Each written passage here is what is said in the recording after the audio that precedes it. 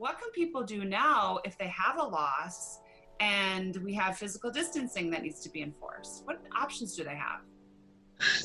Responsible options are pretty limited, and there's kind of two sides to the coin of somebody who's going through a loss like that.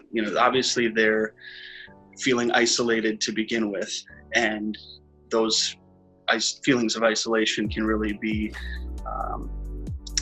exacerbated. And on the other side, you might not want to be answering your phone or going on Zoom calls time after time after time.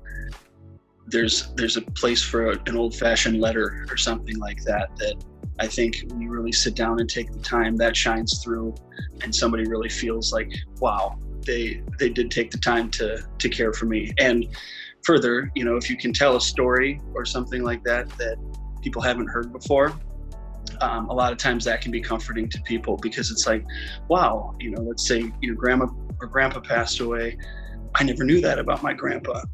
And learning something about somebody who's passed is a tremendous gift to people. So I recommend storytelling no matter what the medium is. It makes us tremendously sad that we only can have 10 people. Sometimes families are really having a difficult time. They have more than 10 kids. So what do you do with that? It's heartbreaking, honestly, because one of the joys of having a funeral service is seeing how many people actually were touched by this one person. So what kind of feedback are you getting from people just to try to stay positive as we move forward? It's tough to stay positive, and it's tough there's people who are bitter at the world in general, not to mention the fact that they're going through a loss at a time like this. If you see behind me, you're in my studio. I have a ministry on my own, inspiring people to live their life the best they can every day. My thing is, everybody's life can be inspiring others. And so if we just start right here in our homes, trying to set the tone to be positive and try to focus on the good things that are happening around us, even though our life might feel like it's falling apart, and lean on our faith.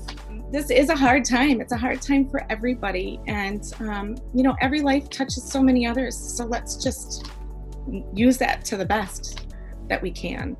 The things that we tell people are just to stick with your family, take time for yourself when you can. And it's the same things as always: eat healthy and take care of yourself, because if your body's well, it will help your mind too.